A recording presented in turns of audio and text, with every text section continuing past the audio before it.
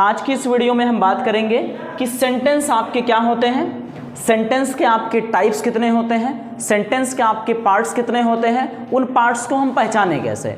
For example मैंने आपको एक सेंटेंस दे दिया, छत से कूद जाओ, किस टाइप का सेंटेंस है। या और हमने कोई कह दिया कि अपनी पढ़ाई पर ध्यान दो, किस टाइप का सेंटेंस है। ठीक, राम घर नहीं गया, किस टाइप का सेंटेंस है ये। तो चलिए, अगर अब तक में आपको अगर क्लियर है, इसका आंसर पता है तो कमेंट सेक्शन आपके लिए जिंदा है, बता सकते हैं। और अगर नहीं पता है तो आप बने रहिए, लास्ट तक हम देखते हैं कि इसके आपके आंसर्स क्या होंगे। साथ ही साथ हम इसको समझने की कोशिश करते हैं। इसको समझने के लिए हमको थोड़ा सा अगर हम बेसिक की बात करें तो आपके इंग्लिश में बाबू जो टोटल लेटर होते हैं वो लेटर होते हैं आपके 26। इस 26 के आपके दो पार्ट्स में बांटा गया है, एक को कहते हैं वॉवेल और दूसरे को कहते हैं कॉन्सोनेंट। वावेल आपके होते हैं 5 और कॉन्सोनेंट आपके होते हैं 21। वावेल दुनिया जानती है आपका होता है AEIOU और कॉन्सोनेंट आपके होते हैं BCD FGH JKL MNP QRS TVW XYZ। अब कोई भी जब वर्ड बनता है तो उस वर्ड के बनने में आपका, जैसे माना बाबू आपका कोई वर्ड है तो वर्ड में होता क्या है, दो चीज़ें होती हैं, या तो वावेल होता है प्लस आपके कॉन्सोनेंट होते हैं। जैसे हमने लिख दिया पेन तो इसमें वावेल आपका क्या आया, ई आया। हमने कह दिया BOO के बुक तो इसमें वावेल क्या आया आपका, OO आया। हमने जैसे कह दिया ठीक है कप तो इसमें वावेल क्या आया, यू आया। यानी मैक्सिमम आपके जो वर्ड्स होते हैं उसमें वावेल और कॉन्सोनेंट दोनों का मिश्रण होता है। दैट मीन्स वावेल और कॉन्सोनेंट दोनों में आपके बने होते हैं। लेकिन ये ज़रूरी नहीं है, दैट मीन्स ज़रूरी नहीं कि जब कोई भी वर्ड बनेगा तो वावेल और कॉन्सोनेंट दोनों ही आपके होंगे, ऐसा ज़रूरी नहीं है। कुछ वर्ड्स हमारे इंग्लिश में ऐसे भी होते हैं जिसमें आपका जो वावेल है वो नहीं होता है। अब आप बताइए कौन से ऐसे वर्ड्स होते हैं जिसमें वावेल आपका नहीं होता है। अपने आप से आप सोचें और अगर पता है तो कमेंट सेक्शन में जाकर बताएं कि कौन से ऐसे वर्ड्स होते हैं जिसमें वावेल्स आपके नहीं होते हैं। इसको जो हम बाद में देखेंगे, ठीक है, वर्ड्स विदाउट वावेल इस वीडियो के हम अंत में देखेंगे, बने रहिए, आप भी अंत में जानेंगे। वर्ड्स विदाउट वावेल यानी ऐसे कौन से वर्ड्स होते हैं जिसमें आपके वावेल नहीं पाए जाते हैं। वीडियो के एंड में इस टॉपिक पर हम बात करेंगे। तो इसमें हम बाबू देखते हैं कि जैसे आपका जो इसमें लेटर और अल्फाबेट दो चीज़ें होती हैं, ALPHABET। अब ये लेटर क्या होता है और अल्फाबेट क्या होता है तो इसको हम समझें। सबसे पहली चीज़ जाने कि ALPHABET, इसको कभी अल्फाबेट नहीं पढ़ते हैं बल्कि हम इसको पढ़ते हैं अल्फाबेट और इसको पढ़ते हैं हम लेटर। अल्फाबेट और लेटर में क्या डिफरेंस होता है, जब A से लेकर Z तक सारी चीज़ों को एक साथ लिख जाता तो उसी को हम अल्फाबेट कहते हैं। और जैसे ये A लिखा है, B लिखा है, C लिखा है तो इसको हम क्या कहते हैं, ठीक है, लेटर कहते हैं। और लेटर से क्या, लेटर जब आप 2600, अब लेटर को हिंदी में क्या कहते हैं, वर्णमाला। अब माला समझते हैं, जैसे मान लो कि ये फूल कोई चीज़ है, अब इसमें आपको जैसे पैसों की माला बनानी है, चप्पल की माला बनानी, तो कोई एक चीज़ रहने से कभी माला नहीं बनता, बल्कि माला में क्या होता है, सेम तरह की चीज़ों को गूंथा जाता है। जैसे कभी नेता मंत्री बहुत अच्छा काम करते हैं, उनको चप्पल की माला पहनाई जाती है। शादी ब्याह होता है तो पैसों की माला पहनाई जाती है, ठीक है। या जैसे किसी आप स्वागत में आपको जो है वो फूलों की माला पहनाई जाती है।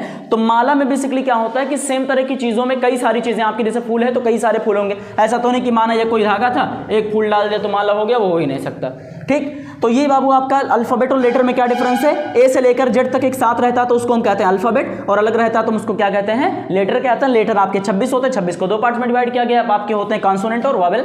जब कोई वर्ड बनता है तो वावेल और कॉन्सोनेंट उसमें आपके मिक्स होते हैं। कुछ ऐसे वर्ड्स होते हैं जिसमें आपका वावेल नहीं होता है, वो आप बाद में देखेंगे किसमें वावेल होता है और किसमें आपका नहीं होता। मैक्सिमम आपके जो वर्ड्स होते हैं उसमें आपका वावेल पाया ही जाता है। फॉर एग्जाम्पल छोटा सा वर्ड अगर मैं बुक लिख दिया तो बुक में आपका क्या डबल वावेल, अगर पेन लिख दिया तो ये आपका वावेल है, बुक लिख दिया तो डबल आपका इसमें वावेल। मैंने कह दिया मोबाइल तो आपके 2 से 3 वावेल देखने को आपके इसमें मिल जाएंगे। तो चलिए इसमें हम चलते हैं लेटर पर। तो लेटर मैंने बता दिया कि जब कोई अकेला होता तो लेटर, जैसे ये हो गया APNSS। अब ये लेटर था, लेटर से हमने क्या बनाया, वर्ड बनाया। लेटर से अब इसमें अब वर्ड किसे कहते हैं, तो वर्ड बेसिकली बाबू क्या होता है, ग्रुप ऑफ लेटर्स को ही क्या कहते हैं, हम वर्ड कहते हैं। यानी किसी भी लेटर का जब हम ग्रुप की बात करते हैं, यानी लेटर्स को जब सही तरीके से ग्रुप में रख दिया जाता तो इसी को हम क्या कहते हैं, वर्ड कहते हैं। फॉर एग्जाम्पल जैसे इसमें बाबू हमारा था, ठीक है, तो यानी हम अगर वर्ड देखें तो वर्ड क्या होता है, WORD वर्ड। तो वर्ड बेसिकली बाबू हम कहते हैं ग्रुप ऑफ लेटर को, यानी अक्षरों के ग्रुप ऑफ लेटर्स, यानी अक्षरों के समूह को ही क्या कहते हैं, हम शब्द कहते हैं। जैसे हमने लिख दिया OKBO।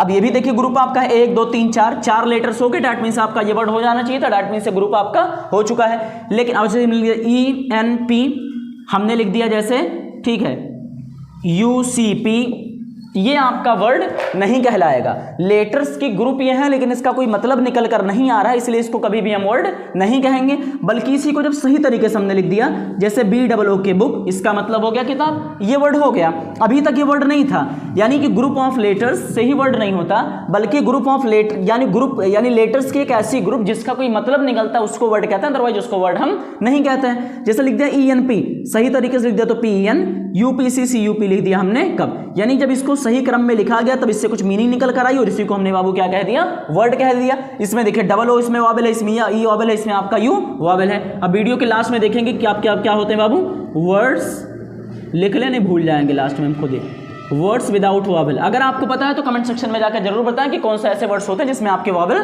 नहीं होते हैं। तो बेसिकली आपका लेटर से क्या बना बाबू, वर्ड बना। वर्ड हमने देखा जैसे ए से ए आपका लेटर था, हमने लिख दिया APPLE एप्पल, एप्पल मतलब आपका हो गया सेब, PEN पेन, पेन मतलब कलम, NEST नेस्ट मतलब घोंसला, SUN सन, इसका मतलब होता है बाबू सूरज, और इस सन का मतलब होता है बेटा। दूसरी चीज हमने बाबू क्या कहा कि ग्रुप ऑफ लेटर्स को ही क्या कहते हैं, हम वर्ड कहते हैं। लेकिन ये भी जरूरी नहीं है, कुछ हमारे लेटर्स ऐसे भी होते हैं जो अकेले ही रहकर वर्ड कहलाते हैं। जैसे हमने कह दिया A या हमने कह दिया I, ठीक है, ये बेसिकली क्या है, ये लेटर और वर्ड दोनों कंसिडर किए जाते हैं। जैसे हमने कहा इट इज ए मार्कर, ठीक। अब यहां पर इट मतलब यह, अब इट बेसिकली कहाँ इस्तेमाल करते हैं, कोई चीज अगर नॉन लिविंग है, एनिमल है, तो उसके लिए इट का इस्तेमाल करते हैं। इज मतलब है, ए मतलब एक, मार्कर मतलब मार्कर, बेसिकली यही है आपका। तो यहाँ पर देखिए ये बीच में आया है ये अकेला, ए अकेले लिखा है, लेकिन ये मतलब किसका दे रहा है, एक का। तो बेसिकली अकेले होकर भी ये लेटर ना कहला करके क्या कहलाता है, वर्ड कहलाता है। देखिए ये ग्रामर है, हर एक कदम पर एक्सेप्शन से अपवाद है। कोई रूल कहीं पर काम करेगा तो कोई रूल कुछ जगहों पर काम नहीं करता, इसमें आपको गौर करने की थोड़ी जरूरत है। तो basically word, group of letters को हम बेसिकली हम वर्ड कहते हैं। वर्ड को सही क्रम में जब लिखा जाता है तभी उसका कोई मतलब निकलता है। साथ ही साथ में आपका जैसे ए हो गया, आई हो गया, इसमें आपके कुछ वर्ड्स यानी ए और आई ऐसे वर्ड्स हैं जो आपके अकेले होकर भी लेटर ना कहला करके इसको हम वर्ड में कंसिडर करते हैं। बाकी अब देखिए लेटर से बना वर्ड, वर्ड से बनता है सेंटेंस, सेंटेंस से बीच में आता है फ्रेज। अब ये फ्रेज क्या होता है कि इनकम्प्लीट जब कोई सेंटेंस है जिसका इनकम्प्लीट कोई मीनिंग है तो उसी को हम फ्रेज कहते हैं, ठीक है। फ्रेज बेसिकली आपने लेटर, जैसे हमने ये कहा था बी, तो बी आपका हो गया लेटर। हमने कहा बॉय, तो बॉय आपका हो गया वर्ड, ठीक है। हमने कहा बॉय इज गुड, यानी लड़का अच्छा है। कौन सा लड़का अच्छा है इसके बारे में हमको कोई लता पता नहीं है। तो बॉय इज गुड बाबू ये सेंटेंस नहीं बल्कि ये क्या है, फ्रेज है। अब फ्रेज क्या है, तो फ्रेज क्या है, इनकम्प्लीट जब कोई सेंस हमको मिलता है, यानी इनकम्प्लीट सेंटेंसेस को ही हम क्या कहते हैं, फ्रेज कहते हैं। अधूरे वाक्य को ही हम क्या कहते हैं, फ्रेज कहते हैं। सिस्टमेटिक लिखा हुआ है बॉय इन गुड, अब इसमें ग्रुप है आपका, 3 वर्ड हो गया तो ये आपका ग्रुप कहलाएगा, ठीक है। 2 या 2 से अधिक कोई चीज होती है तो उसको इंग्लिश में प्लूरल कंसीडर करते हैं। तो ये आपका बेसिकली क्या है, बॉय इज गुड, यानी आपका सेंटेंस ना कहला करके ये आपका क्या है, फ्रेज है। कुछ फ्रेजेस के एग्जांपल और पहले दिए देख लेते हैं। In the school, in the morning हमने कह दिया यानी सुबह में, हमने क्या दिया इन द स्कूल यानी स्कूल में, इन द इवनिंग शाम में, गुड बॉय एक अच्छा लड़का। तो पूरी मीनिंग आपकी निकल कर यहां नहीं आती है, तो ऐसे ही को हम क्या कहते हैं, फ्रेज कहते हैं। Incomplete sentence is called phrase. अब इस फ्रेज से क्या बनता है बाबू, सेंटेंस बनता है। जैसे हमने कहा, ठीक है, इसमें हमने आपका जोड़ा था, ठीक है, हमने कहा इन द मॉर्निंग। अब इन द मॉर्निंग बेसिकली यहां पर क्या था, फ्रेज था, इसको मिलाएंगे सेंटेंस बनेगा। हमने कहा I will play in the morning, यानी मैं शाम में खेलूंगा, बात कंप्लीट हो गई, ठीक है। सेंटेंस में बेसिकली आपका, ठीक है, सब्जेक्ट होगा और आपका वर्ब होगा। अब ये सब्जेक्ट क्या है, वर्ब क्या है, देखते हैं आगे चल करके। हमने लिखा था यहां पर इन द स्कूल यानी स्कूल में, हमने कहा he is playing in the school, यानी वो स्कूल में खेल रहा है। हमने कहा इसमें था इन द इवनिंग, हमने कहा I will play in the evening, यानी मैं शाम में खेलूंगा। हमने कहा गुड बॉय, हमने कहा Sameer is good boy, Sameer अच्छा लगा, अपने आप में सेंटेंस कंप्लीट हो गया।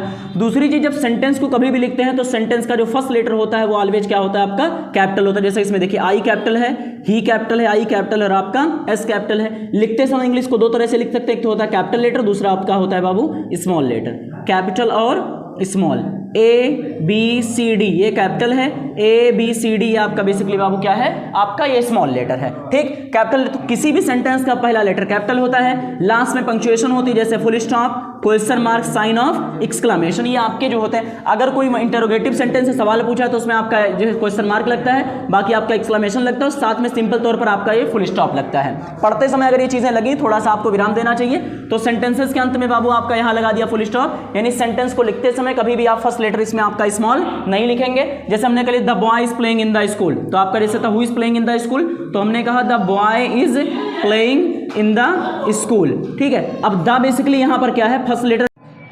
किसी भी सेंटेंस का जो फर्स्ट लेटर होता है वो ऑलवेज कैपिटल होता है, लास्ट में पंक्चुएशन होती है। जैसे मैंने कहा आई लव माई कंट्री, ठीक है, कंट्री किसी वजह से छोटा रहेगा क्योंकि कॉमन नाउन है। तो यहां पर बाबू ये लिख दिया मैंने आई लव माई कंट्री और दूसरा लिखा आई लव माई कंट्री, बात दोनों एक ही है, लेकिन ग्रामेटिकली अगर देखें तो फर्स्ट लेटर इसका स्मॉल है, इसलिए आपका ये सेंटेंस नहीं कहलाएगा, यही आपका सेंटेंस कहलाएगा। हमने कहा द बॉय इज क्राइंग, तो ऐसे हमने लिख दिया द बॉय इज क्राइंग। ठीक है, यहाँ क्वेश्चन मार्क अगर लगा दिया। दूसरा हमने लिख दिया द बॉय इज क्राइंग, तो ये सेंटेंस जो ऊपर वाला है वो आपका क्या है, रॉन्ग है, और नीचे वाला आपका सेंटेंस करेक्ट है। पहला लेटर कैपिटल, लास्ट में आपकी पंक्चुएशन चाहिए होती है। तो अब तक में हमने ये समझा कि लेटर क्या होते हैं, वर्ड क्या होते हैं, फ्रेज क्या होता है और आपके सेंटेंस क्या होते हैं। ठीक है, और सेंटेंस बनते किससे हैं, सेंटेंस का पहला लेटर कैसा होता है, लास्ट में आपकी साइन कौन से इस्तेमाल होती है। अब चलिए बिना टाइम को वेस्ट किए हम शुरू करते हैं अपने कि सेंटेंस की आपकी डेफिनेशन क्या होती है।